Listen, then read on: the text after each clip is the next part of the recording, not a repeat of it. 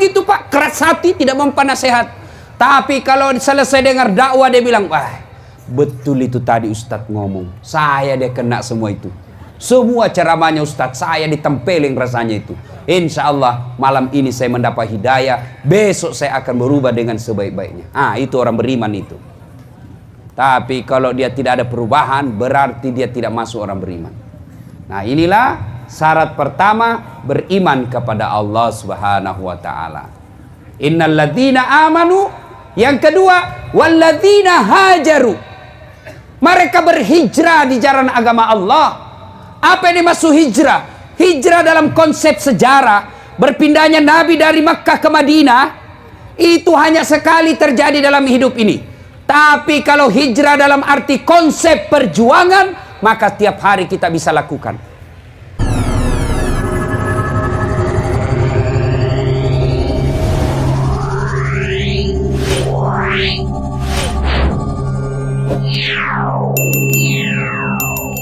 Wa qala idzan, Allah kemudian berfirman, bismillahirrahmanirrahim, innallaha wa malaikatahu yusalluna ala nabi ya ayyuhalladzina amanu sallu alaihi wa sallimu taslima.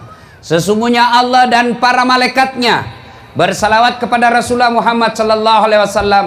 Maka wahai orang-orang yang beriman, bersalawatlah kalian kepada Rasulullah dengan sebaik-baik salawat sallallahu alaihi wasallam. Allahumma salli ala sayyidina Muhammad wa ala alihi wa sahbihi ajma'in. Amma ba'd. Mau dapat rahmat Allah? Mau dapat rahmat Allah? Ya namanya rahmat Allah, biar tukang judi mau juga, biar tidak sholat mau juga. Tapi apakah semua yang ingin dirahmati Allah otomatis mendapat rahmat Allah? Ternyata menurut Quran tidak, bos.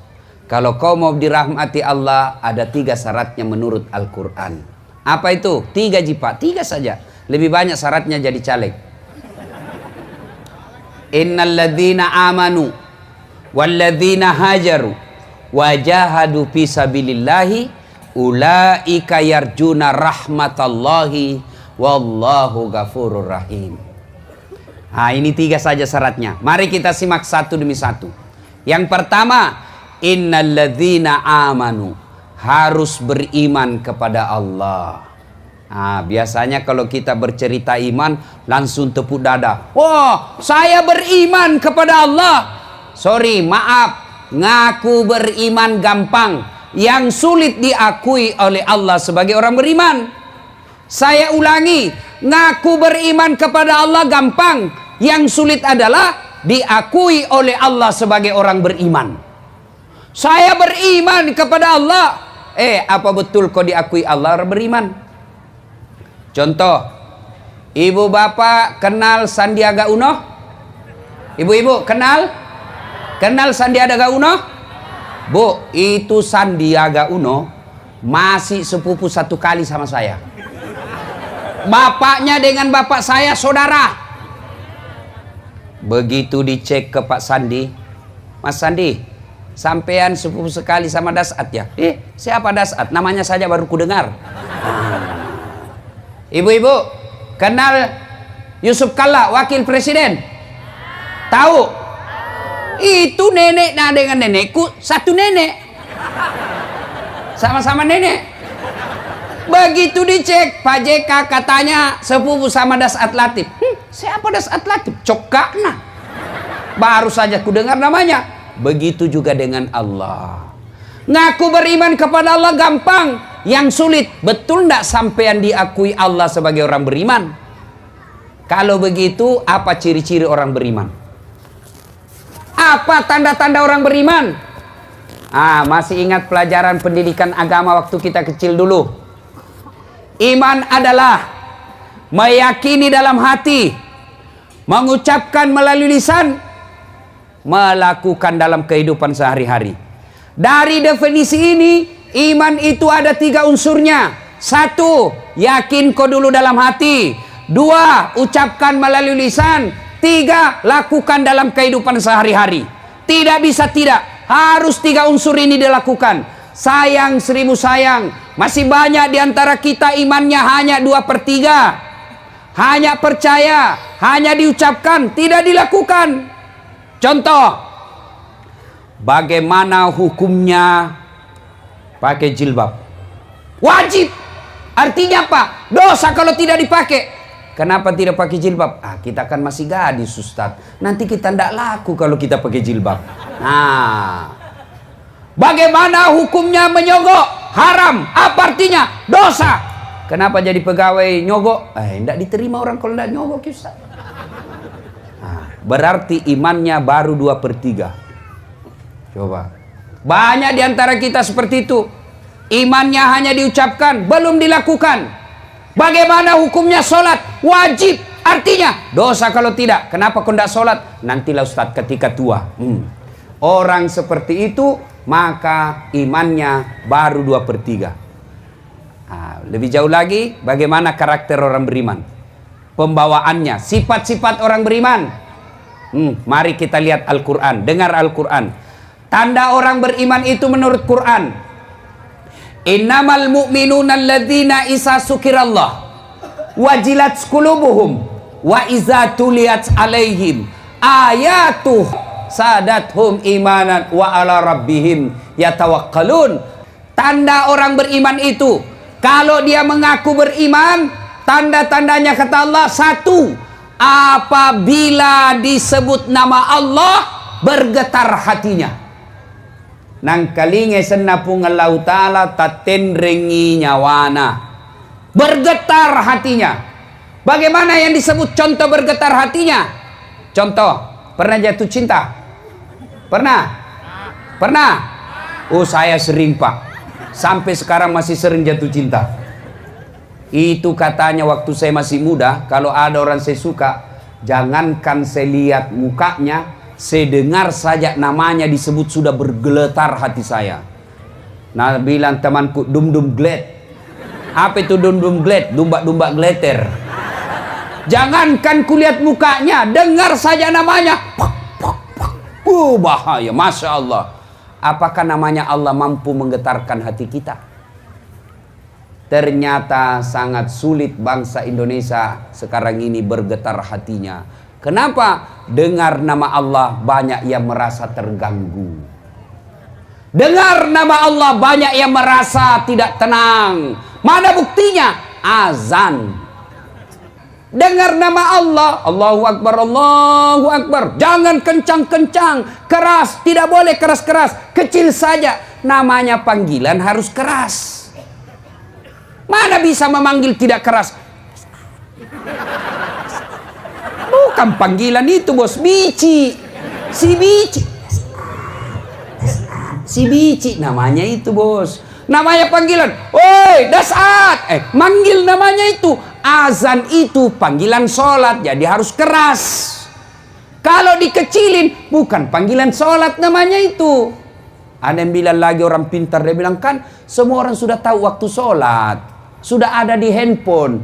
Betul, kalau begitu alasannya mestinya bandara tidak usah ada panggilan. Di bandara itu sudah jelas jam berapa berangkatnya. Sudah jelas pintu berapa, sudah jelas pesawatnya. Tapi begitu tiba waktunya, para penumpang nomor penerbangan ini dengan nomor kode ini dipersilakan maju masuk ke pesawat melalui pintu 3. Diulang sampai 3 kali. Azan kita 1 kali, bos. Ini diulang 3 kali. Masih belum cukup, disebut nama 3 kali, Pak. Atas nama Dasat Latif dipersilakan masuk ke ruang pesawat melalui pintu 3. 1. 2 kali dipanggil lagi. Atas nama Dasat Latif dipersilakan naik ke pesawat melalui pintu 3. 2 kali. Sampai 3 kali belum datang. Wabillahi taufiq wal hidayah. Tutup pesawat. 3 kali orang dipanggil, Pak. Kita azan 1 kali merasa terganggu. Bagaimana ceritanya ini orang merasa beriman? Nanti ketika di akhirat dia mengaku, saya beriman kepadamu ya Allah. Allah berfirman, kenapa Pak kau merasa terganggu kalau azan? Seandainya azan itu sebut nama Dasat, kan tidak. Nama-nama Allah. Allahu Akbar, Allahu Akbar. Ada yang bilang, mengganggu itu azan, jelek suaranya. Solusinya bukan dikecilkan. Solusinya apa? Solusinya ganti tukang azan yang baik suaranya. Karena ada juga tukang azan bikin jengkel suaranya. Iya. Udah bila anak muda, iya sih, iya sih, iya sih.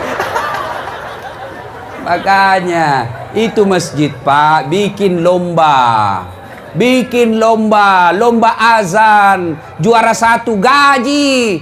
Yang ada panitia masjid di sini gaji itu tukang azan. Jangan simpan uangnya orang jadi saldo. Salah itu panitia masjid kalau ada bikin saldo. Oh berarti banyak masjid di sini bikin saldo.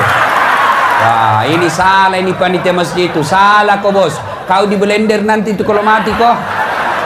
Jangan simpan uangnya orang. Banyak juga panitia masjid itu saldo kas 70 juta. Begitu kita mau kencing tidak ada air. Masih baik kalau kencing Pak. Kalau air besar, saya pernah singgah. Percaya diri saya. Langsung saja dulu. Selesai itu, tidak ada air. Kalau kencing Pak masih aman. Bisa saja digalate saja. Tapi ini, ada kuning-kuning. Ini kesalahan panitia masjid. Jangan simpan suannya orang. Gaji, bikin sayembara Muharram, bikin sayembara azan, lomba azan parade Muharram dalam rangka semarak Muharram. Oh luar biasa. Ini luar biasa. Pak Bupati, Pak Wakil Bupati, anggota DPR, terima kasih Pak. Berapa kabupaten yang ada di Provinsi Sulawesi Selatan ini Pak? Belasan, 24 kalau saya tidak salah. 24 kabupaten kota yang ada di Sulawesi Selatan Pak. Hanya timur yang rame perayaan ulang tahun. Bayangkan Pak. Senangnya lagi kita Pak, Bupati Wakil Bupatinya hadir dengan senyum-senyum, akrab. Pak Wakil Bupati telepon Pak Bupati, iya kanda. Pak Bupati telepon Wakil Bupati, iya Dinda. Kan enak dirasa kalau begini akur. Kalau pemimpin kita baku bombe kita, rakyat bingung. Si salah-salah. Baru 3 bulan sudah dilantik baku bombe. Ketemu baku bengkok mukanya. Ini biasa yang kasih baku musuh ini bupati sama wakil bupati tim sukses. Ini biasa tim sukses kasih salah-salah orang. Apa jina pikir proyek.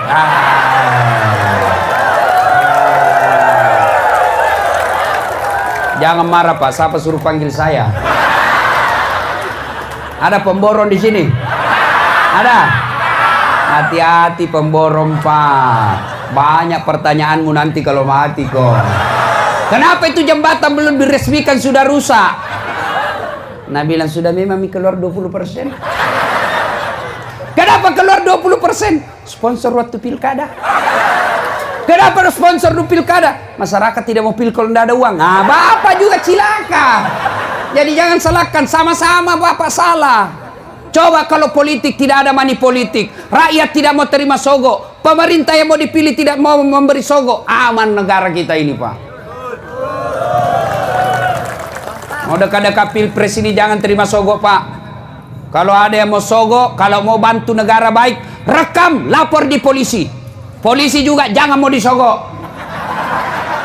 Jangan langsung lapang 6. Atur damai. Bleh.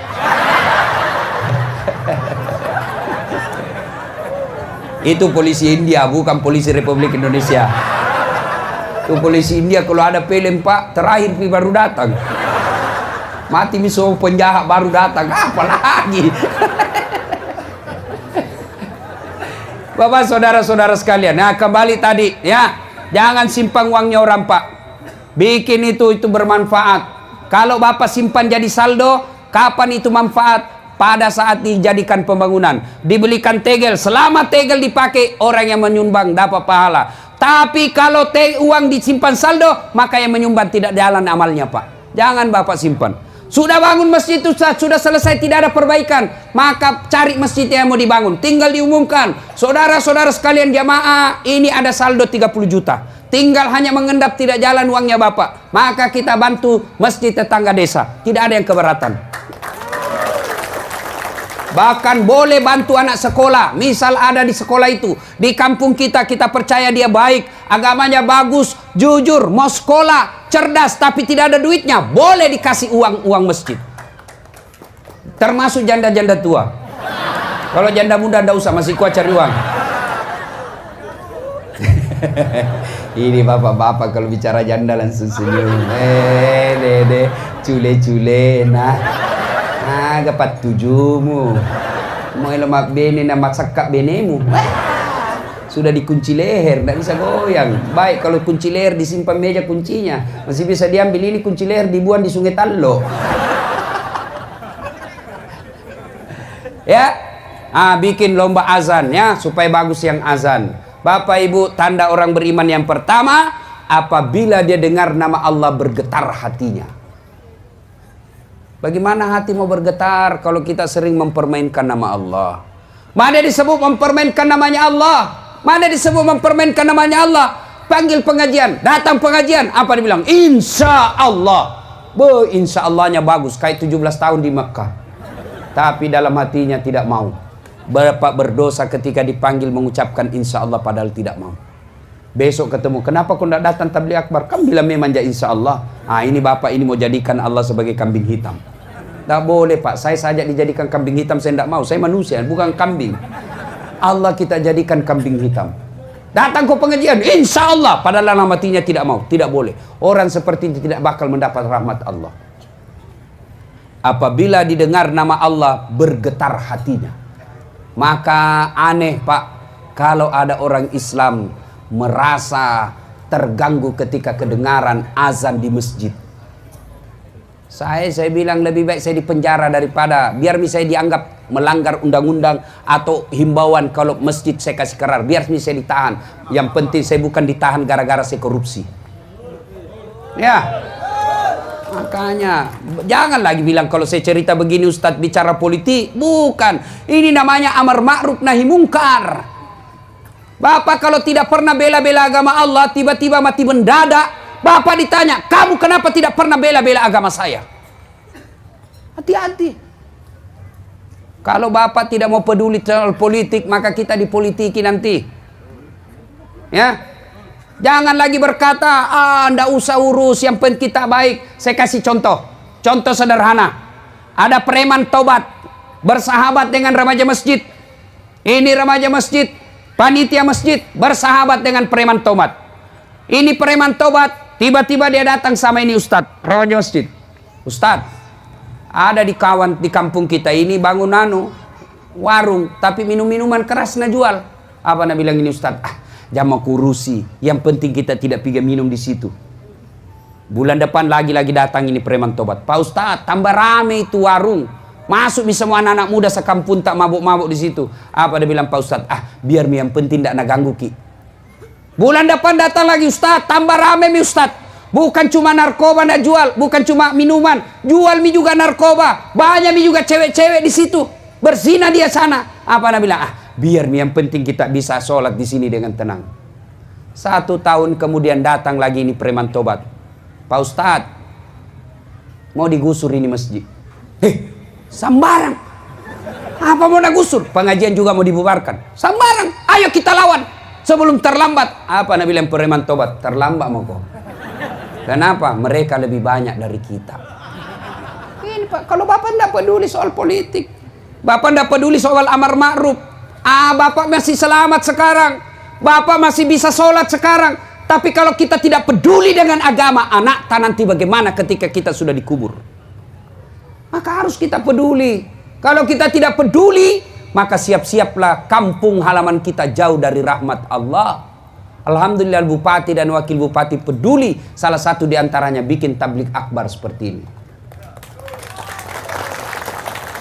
Tuh tanda pertama orang beriman. Disebut nama Allah, bergetar hatinya. Yang kedua menurut Quran, apabila mereka mendengar ayat-ayat Allah, bertambah imannya. Selesai dengar pengajian, tambah imannya. Selesai dengar dakwah, makin baik imannya. Itu orang yang beriman. Jadi kalau dia bilang pulang dengar ceramah, Pak Bupati, siapa panggil tadi itu Ustadz? Pak Wakil yang hubungi. Kasih tahu itu Pak Wakil, jangan lagi panggil itu Ustadz ceramah. Kenapa bilang begitu? Nah bagus ceramahnya. Tidak bagus, saya tidak suka. Kenapa? Masa empat na bahas saya terus nak kena? Ini mati hatinya orang begini Pak. Malah diceramai apa dia bilang? Dia bilang orang Bugis, tanten ton janjen jong. tangi tamu lo tangi taku, jame jamamu jame jamaku, witato pina witai, witato tula cilaka.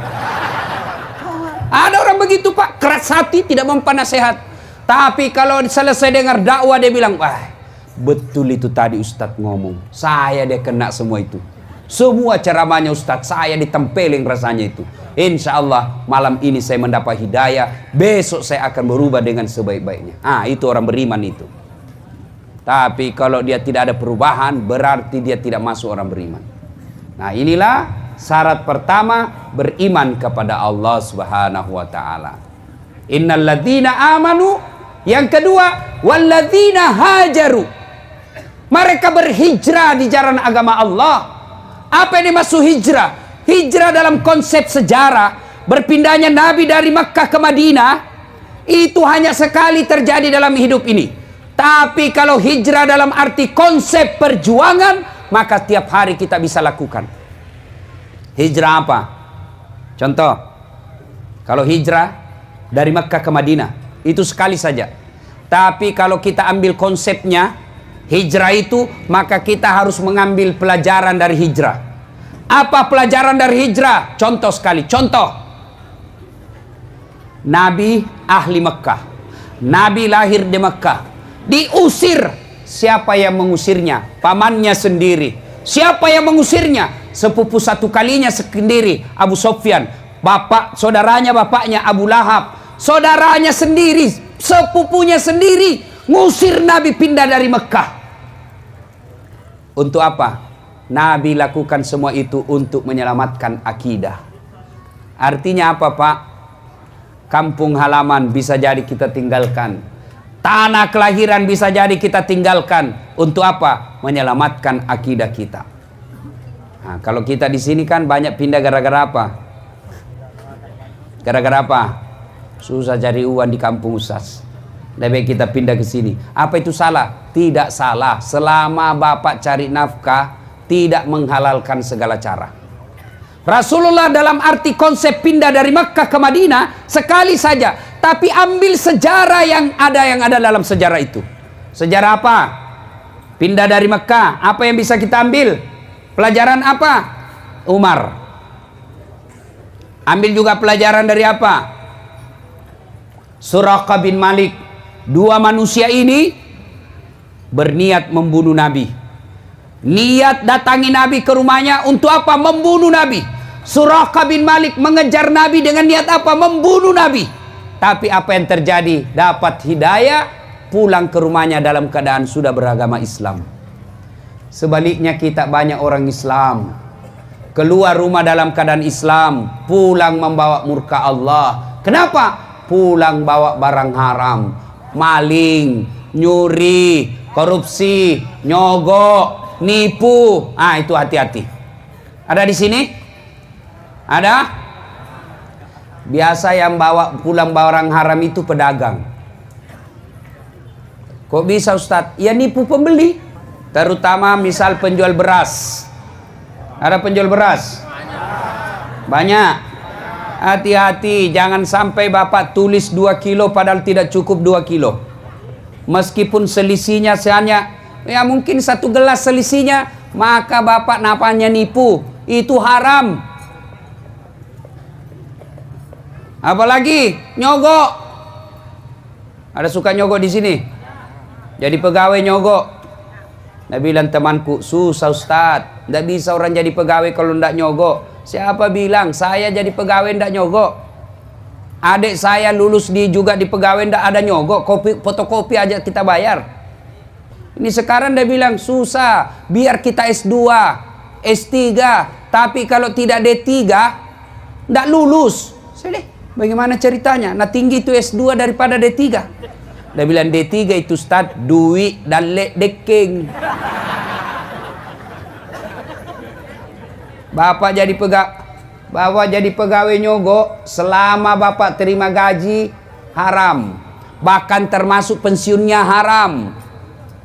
Tuh kalau kita nyogok jadi pegawai, saya heran juga, terlalu menggebu-gebu jadi pegawai negeri.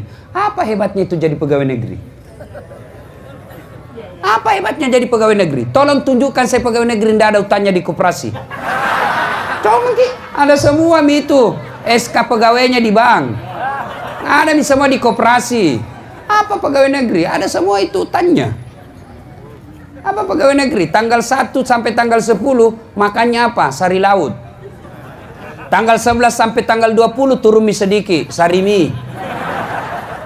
21 sampai 30 saridon.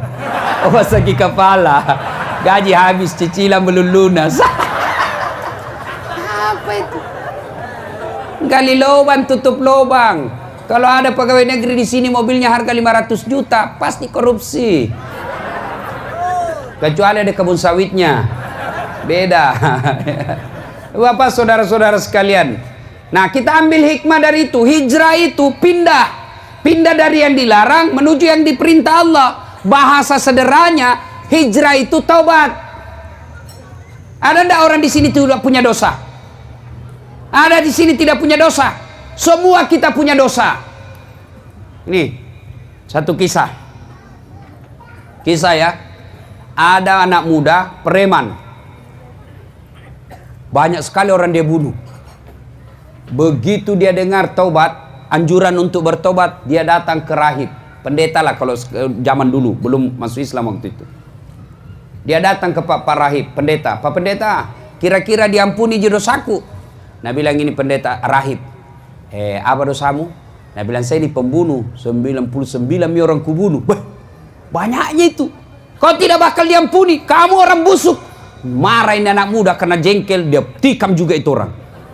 Tapi dia tidak putus asa. Dia datang lagi ke pendeta yang lain. Pak Pendeta, diampuni dosaku. Dia bilang, ada apa dosamu? Dia bilang, tadinya 99 orang kubunuh. Tapi ada lagi di sana kasih jengkel kak.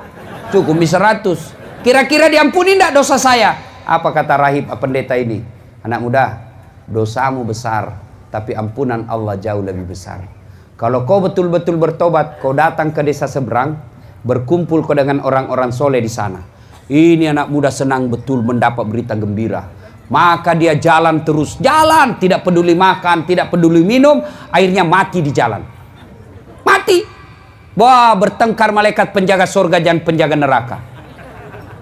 Dia bilang penjaga neraka, ini bagianku.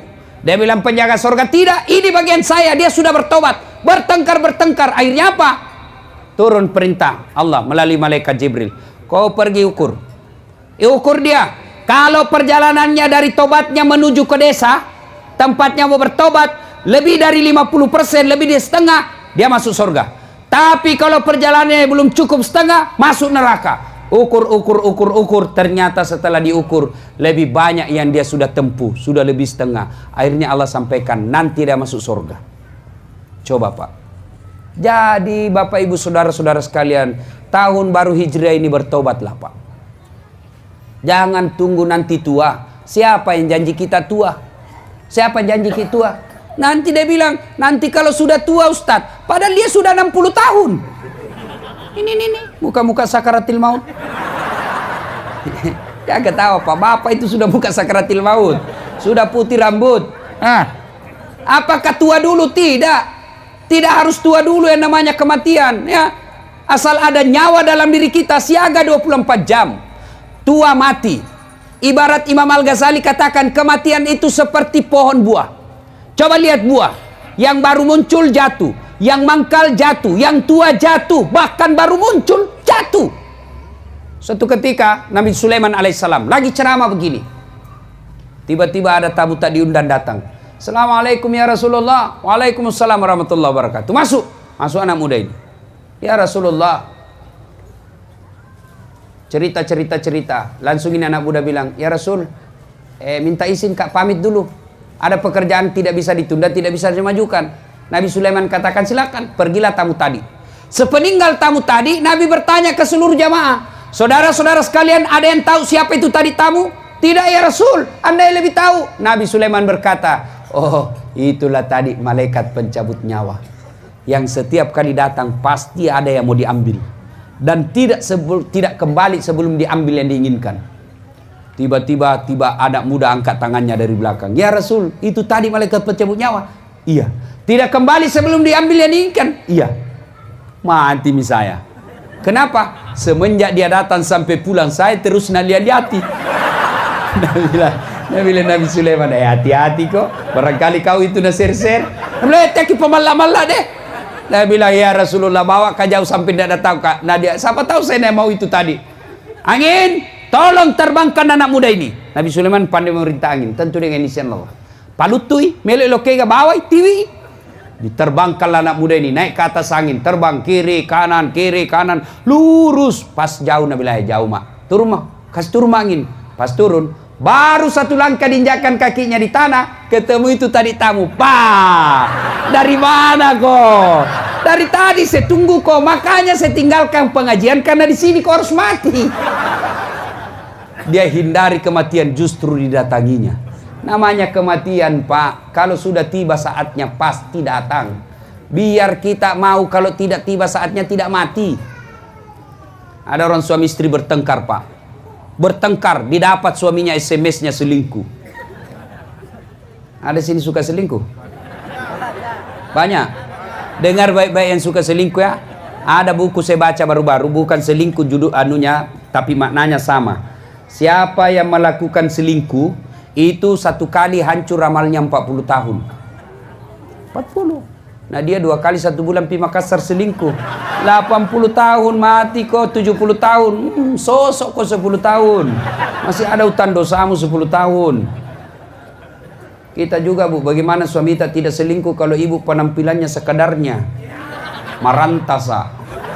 Malas. Berat badan naik terus. Nonton saja kerjanya pegang remote. Kalau ada di rumah nonton itu mulai jam 7 malam sampai jam 10.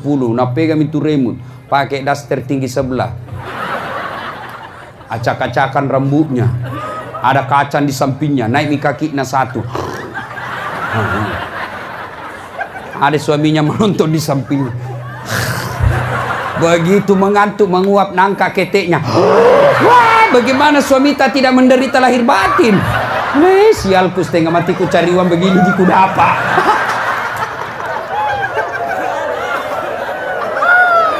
Hancur.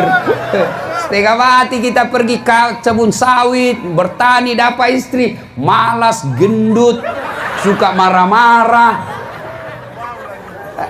Ada begitu di sini? Ada? Tahu cantik-cantik semua sekarang, alhamdulillah. Tapi Nabi bilang iya cantik sekarang Ustaz, kalau di rumah kelihatan tali BH. Nabi bilang suaminya kasih baik-baik saya itu tali BH-mu kelihatan semua. Apa Nabi bilang jangan lihat BH-nya, yang penting rasanya Bung.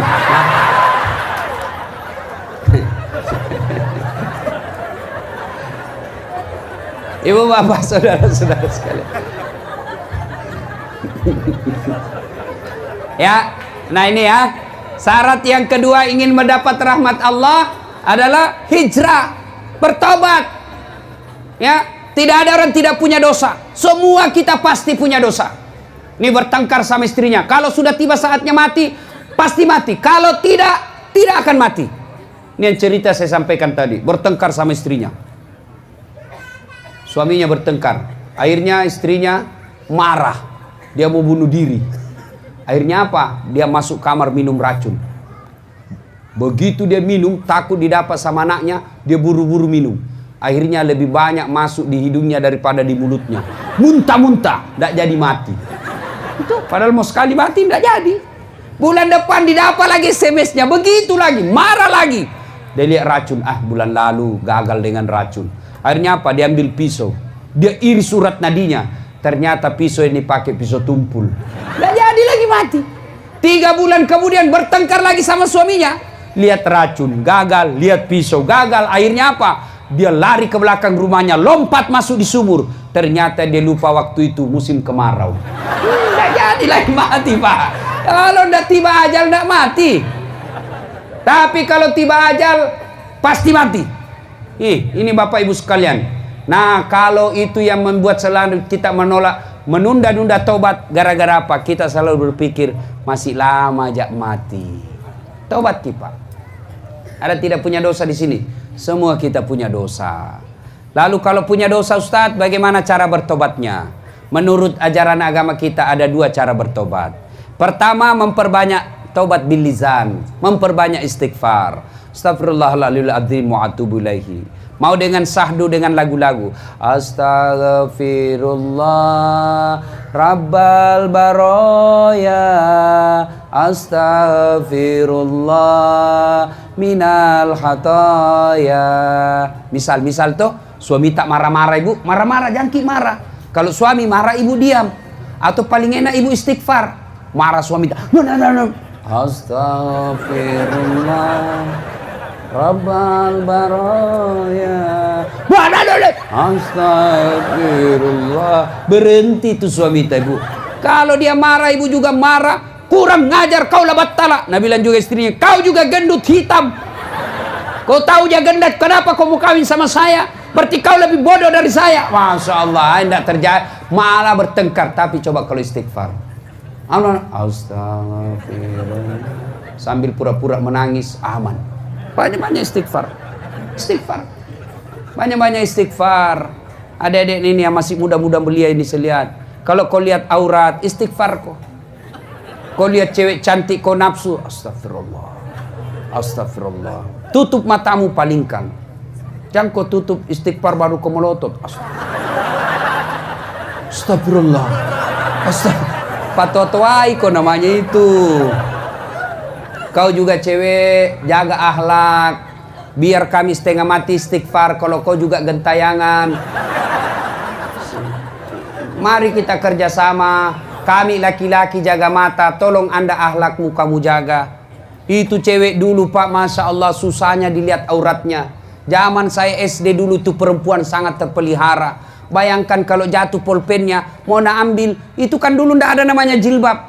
Tapi itu perempuan sopannya. Kalau dia mau tunduk, itu dia pegang itu anunya, kancing bajunya begini. Baru tunduk, baru nak pegang juga di belakang sini. Sekarang perempuan nak sengaja memang buka besar-besar sini, baru jalan ke sini. Kita nasesa Ustaz gimana? Ya pasti dilihat kabaran bagus. Yang kau ketawa cewek, kau nak kena. Biasa saya bilang ini cewek ini sekarang lebih mahal itu paha ayam kampung daripada paha cewek. Coba itu kalau mau lihat paha ayam kampung, nggak gampang toh. Dikejar dulu itu ayam, dikejar 1 jam baru ditangkap. Begitu mau ditangkap dia terbang naik ke atap. Lelu yolo Pak. Sudah ditangkap, dibeli karena bukan kita punya ayam, dibeli 70 juta. 70.000 dibelikan nih ayam kampung. Sudah itu sudah dilihat pahanya. Belum, dipotong dulu dengan bismillah. Sudah dilihat pahanya? Belum. Direbus dulu air panas. Sudah lihat pahanya? Belum. Dikupas dulu. 1 jam dikejar, dipeli 75. Dipotong bismillah, direbus air panas, baru dicabut, baru bisa lihat paha ayam. Ayam kampung. Tapi cewek kampung baru 10 menit berdiri di pinggir jalan, 10 paha cewek gratis. Iya baik kalau putih, banyak baut-bautnya. Lah cilaka. Aku ketawa cewek, serius orang ini. Dengar cewek ya, kami ini laki-laki sebenarnya tergantung perempuannya. Tergantung perempuan. Mana buktinya? Coba lihat itu anak-anak gadis, anak-anak cowok kalau dia kumpul di pinggir jalan. Lewat cewek pakai jilbab, paling diganggu. Assalamualaikum. Paling itu. Bau sorga. Paling itu. Tapi kalau yang kelihatan dadanya, kelihatan pahanya, lewat. Cewek, jungkir balik dong.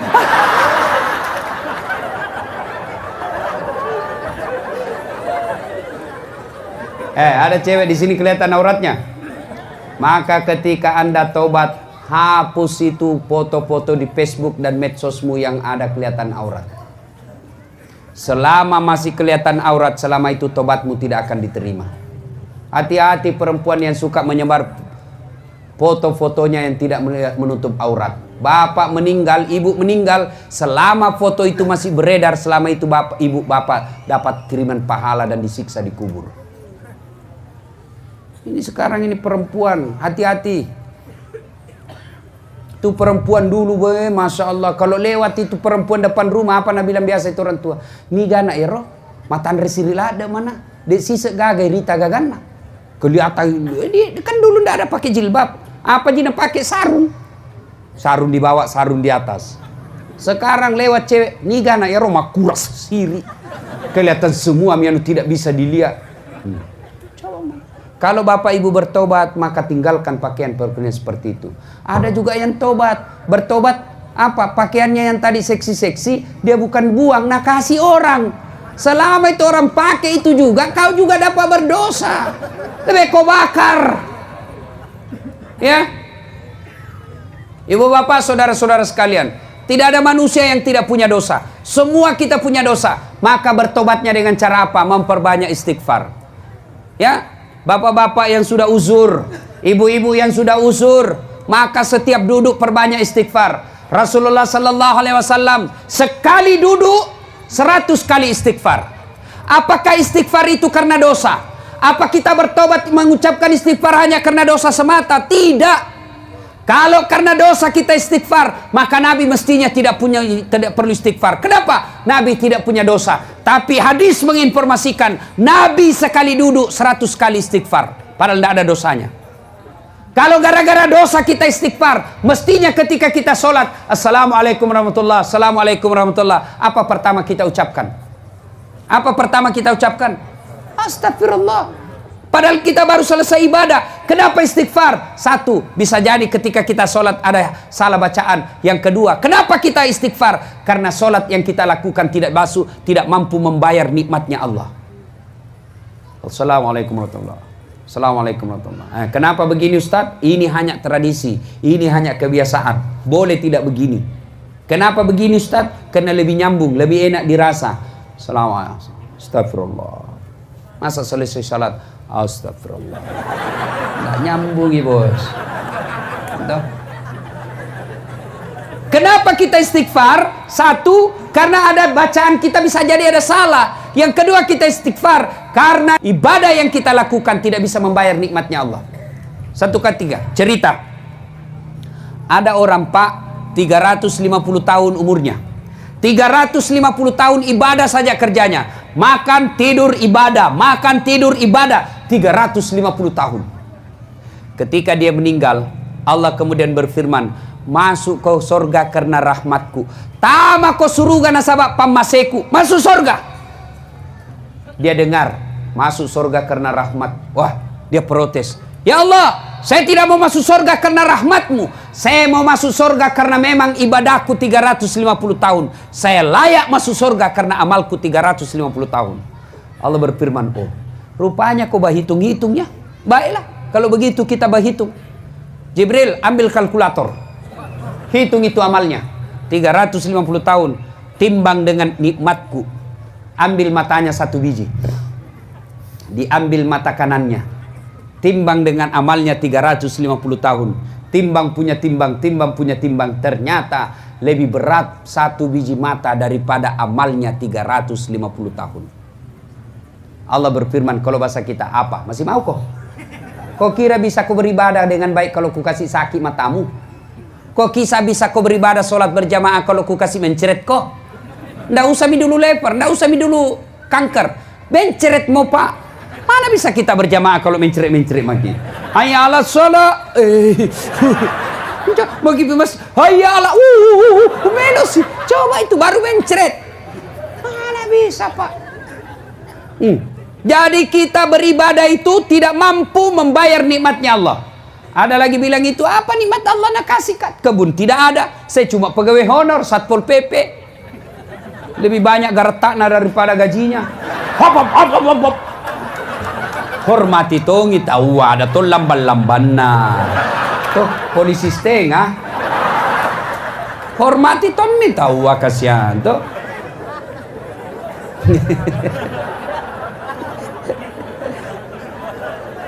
Ibu bapak saudara-saudara sekalian, ya kembali ya. Nah, syarat yang kedua ini mendapat rahmat Allah adalah bertobat. Ya, banyak-banyaklah bertobat. Satu, bertobat dengan apa? Istighfar. Astagfirullahaladzim wa atubu ilaihi. Nah, lanjut kisah tadi. 350 tahun beribadah, akhirnya bukan karena ibadah kita masuk surga, tapi karena pemberian Allah dengan nikmat Allah, rahmat Allah. Ada yang bilang, saya ini orang miskin Ustaz. Apa nikmat Allah? Kenapa kita miskin? Karena yang kita pikir uang, yang kita pikir kebun, yang kita pikir jabatan, yang kita pikir rumah mobil. Padahal semua harta kita miliki tidak ada gunanya kalau kita sakit. Mas, mau tak? Sampean tak kasih handphone iPhone X, harganya 19 juta. Saya kasih pulsa sekalian sampean dengan 6 juta. Jadi harganya 25 juta. Saya kasih sampean. Mau? Mau? Mau? Tapi begitu saya kasih langsung tuli. Mana yang mau tadi? Mana? Mau kok apa handphone kalau tuli mah kok? Halo? Halo? Halo? Rusak. Bukan handphone rusak. Telingamu galacca. Berarti bukan handphone yang mahal, bos. Apa yang mahal? Telinga. Allah kasih gratis, tidak perlu kau bayar. Bagusnya lagi bisa membedakan ini. Mana bunyi kentut, mana bunyi HP. Hebatnya lagi di telinga tak, tempatnya bagus. Bagaimana seandainya satu di bawah ketek, satu di bawah panta. Halo? Halo? Coba. Halo? Bu? Nah ini kamera mahalnya. Mahal semua ini kamera ini. Kalau dikumpulin tidak kurang dari 100 juta. Tapi bukan kamera ini yang mahal, Pak. Apa yang mahal? Mata. Mau di apa ini kalau tidak ada mima tata? Apa ya? Si mau kok? Ini kamera susah dipakai. Biar bapak punya begini, tidak punya ilmu, tidak bisa dipakai. Ustaz, foto ke setengah badan. Siap, 1, 2, 3. Ternyata jadi setengah badan betul. Pusat ke bawah. Ya mahal bukan kamera, tapi apa? Mata. Allah kasih gratis. Hebatnya lagi di mata, begitu dipakai tidak perlu putar. Ini kan diputar-putar dulu. Ini mata begitu buka, langsung fokus. Tidak perlu diputar. Diputar. Lebih ditembak dulu polisi dari perampok. Bang, siapa ini nih? Hebatnya lagi di mata, dia bisa bedakan mana istri, mana tetangga. Coba kalau tidak bisa dibedakan, dek, tak tukar-tukar istri. Kenapa ini lelai malam Jumat? Ternyata tetangga punya istri.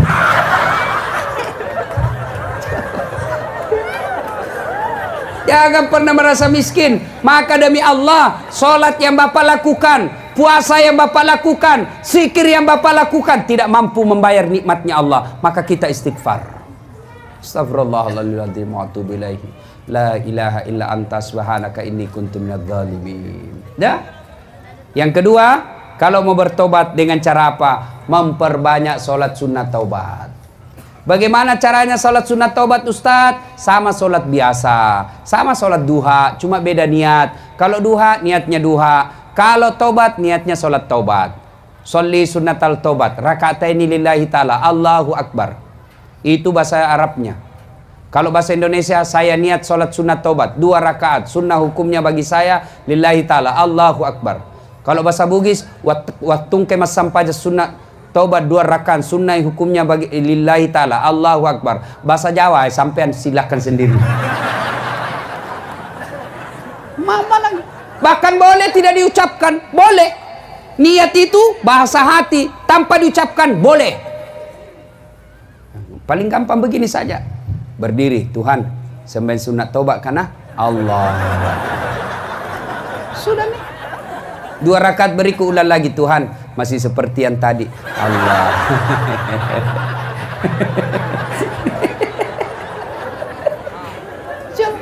Daripada ditunggu hafal usalli, tidak dihafal, tidak sembahyang mah kok. Salli, salli, salli, salli. Duduk. Jangan kok. Ya.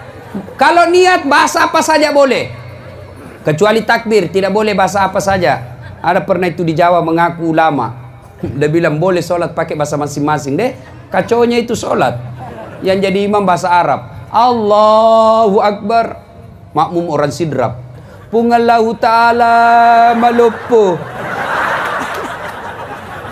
Boy, ada masbuk orang dari Jeneponto pakai bahasa Karengalla ta'ala lumpur. Ada mu'allaf dari Toraja, dia pakai bahasa Toraja, Pungalla ta'ala tunggu gajah.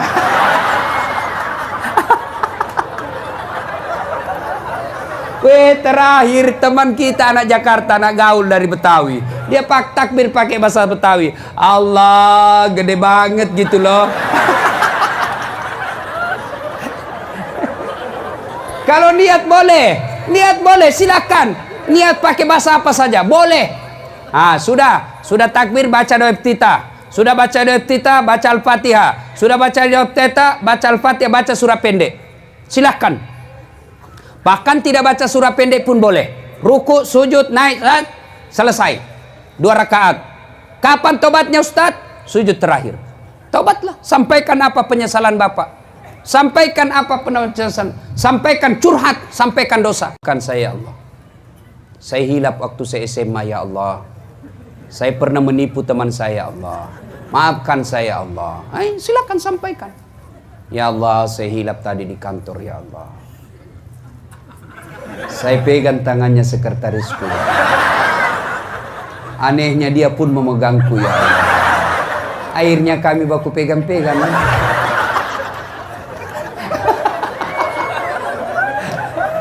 Ya Allah, tak dampang ke apa. Cakap lupa ke puang. Tak lupa ke apa. Tak dampang ke kasih. Dampang ke kasih. Dia nagagu runtuh selamat ko dia tak dampang ke puang. Maafkan saya Allah. Tidak ada keselamatan kalau engkau tidak memaafkan saya Allah. Maafkan saya. Teteskan air mata di situ. Menyesallah. Pasti Allah ampuni. Cuma kalau dosa sama tetangga, harus Bapak datang minta maaf sama tetangga. Yang kedua, kalau ambil tanahnya tetangga, kembali tanahnya tetangga. Biar Bapak minta maaf sampai keluar air mata, sampai bahkan darah keluar, minta maaf, tapi barangnya orang tetap diambil, tidak sah itu maafnya. Makanya yang pernah ngambil piring waktu pengantin, kasih kembali besok. Termasuk ini ada pegawai-pegawai yang datang SKPD yang pernah ngambil gorden rumah dinas, kasih kembali. Itu ada mantan menteri Pak mencuri biar gorden dibawa semua pulang. Wah, labu apa kau tuh cilaka. Kalau selama Bapak biar hitam jidat, kalau barang-barang orang kau tidak kembalikan, tidak tobatmu tidak diterima. Dan parahnya lagi kalau kita dosa sama orang Pak, selama tidak kembalikan itu barang, maka ketika di padang mahsyar kelak ketika menunggu untuk diadili, disuruh pikul semua barang yang pernah kita ambil.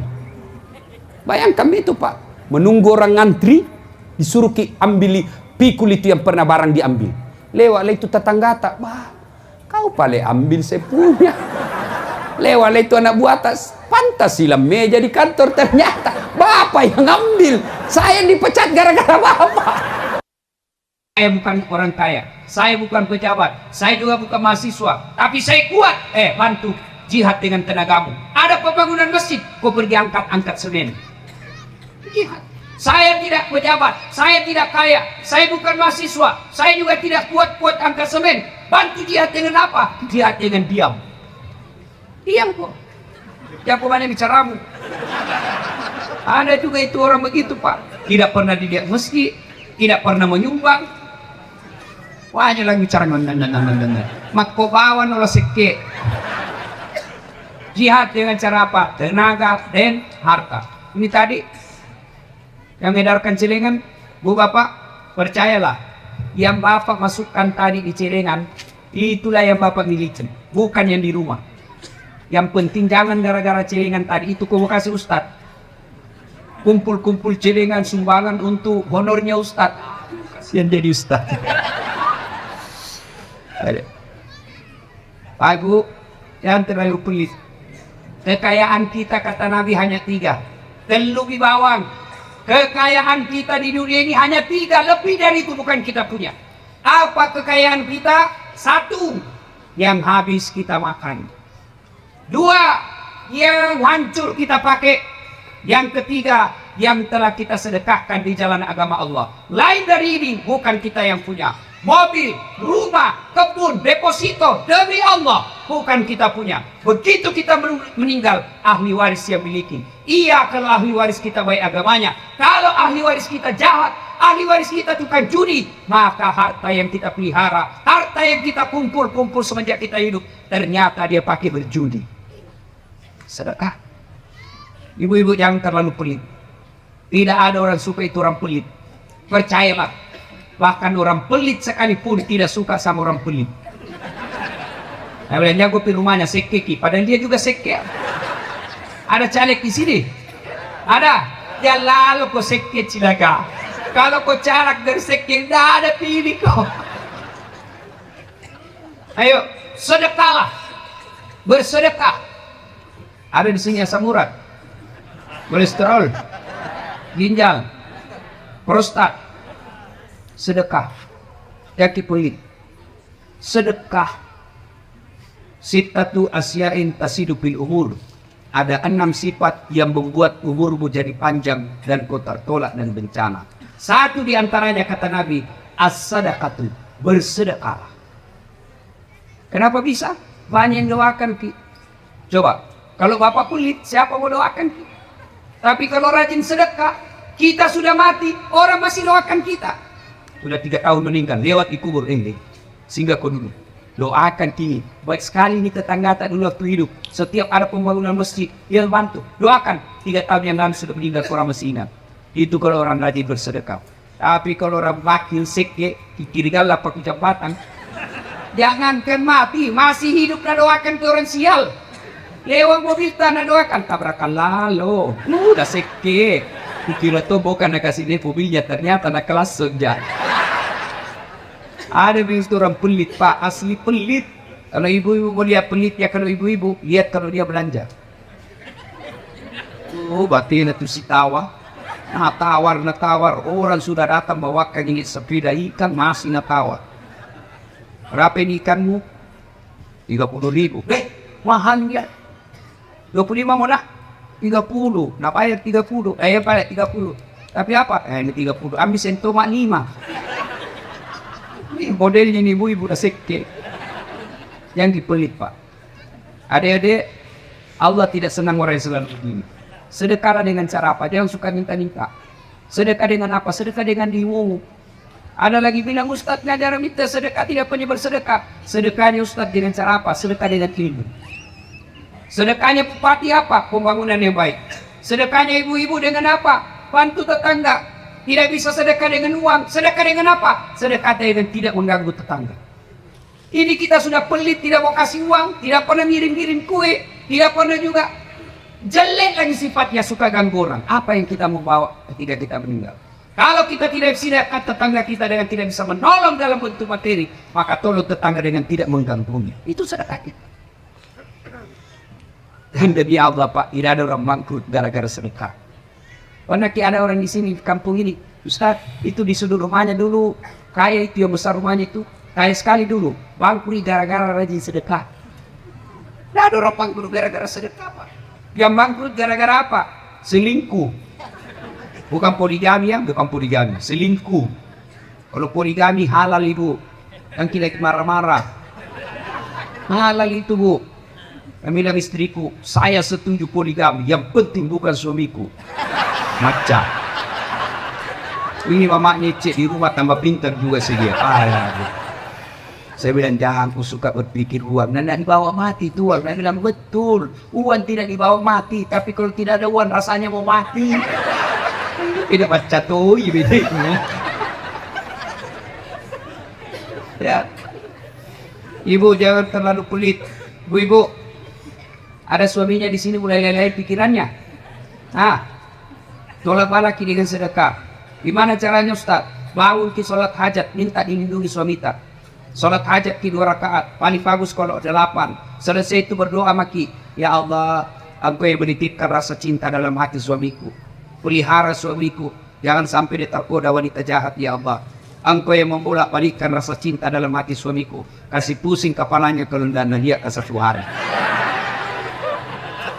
Lalu lengkapi supaya cepat dikabulkan doanya. Nasarki, ya Allah ini ada waktu 1 juta. Besok saya bawa ke panti asuhan. Tolak banget. Mudah-mudahan 1 juta ini istriku. Apa dia bilang? Istrinya dia bilang, mudah-mudahan 1 juta ini suamiku terhindar dari wanita jahat. Bismillah. Coba maki besok bu. Coba ki. Kalau suami kita mulai nakal, mulai apa, tolak laki dengan sedekah. Dan jadi masalah kalau suaminya juga bangun sholat. Karena suami rumusnya sedekah. Tidak sebab hajat. Ya Allah, cok nami tebini ya Allah. Majal lu bawa na jama ya Allah. Pwede macam motoy, makutu. Ya Allah, ini ada uangku 1 juta ya Allah, saya tolak bala ya Allah. Ya, mudah-mudahan 1 juta ini istriku hilang, saya kawin lagi. Pak bingung malaikat, mana ini dikabulkan?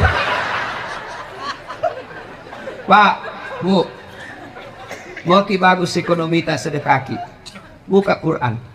Tahu soal sedekah dalam Quran? Coba baca Quran. Kau belanjakan hartamu di jalan agama Allah, ibarat kau menanam 1 biji. Menanam 1 biji, tombol 7 bulir. Yang setiap bulirnya mengandung 100 biji. Artinya 1 biji ganti 700 kali. Coba yang Bapak ganti sedekah 10.000, Allah ganti 700 kali. Coba carikan saya orang yang bangkrut, yang rajin sedekah. Tapi kalau Bapak sudah punya duit banyak, pelit tidak mau bersedekah, Allah paksa keluar itu waktu dengan cara sia-sia. Keluar tapi sia-sia. Apa cara Allah paksa? Tiba-tiba mobil tabrak polisi. Polisi lalu lintas ditabrak, dia punya jalan. Hancur kita. Coba. Tiba-tiba anak narkoba. Ayo. Habis uang hanya untuk anak supaya berhenti narkoba. Paksa. Tiba-tiba kita sakit, cuci darah. Kalau kita pelit, paksa Allah keluar wanita. Maka Bapak Ibu sekalian, tolak bala dengan apa? Sedekah. Ini nanti darkan cilingan. Kita lihat siapa yang pelit. Amin tuh itu orang pelit sekali Pak. Beredar cilingan, tiba-tiba kasih masuk warna 5.000. Warna tarik lupin. Kasih masuk warna cari 5.000. Sudah itu, tiba-tiba anak muda tepuk dari belakang. Haji. Saudara 100.000. Ini Pak Haji nak bilang, wih hebatnya anak muda, 100.000 nak kasih semua. Nah kasih masuk cilingan. Pas masuk cilingan, nak bilang ini anak muda. Tapi Pak Haji, itu antar tadi jatuh dan tersentak. Ini maksud.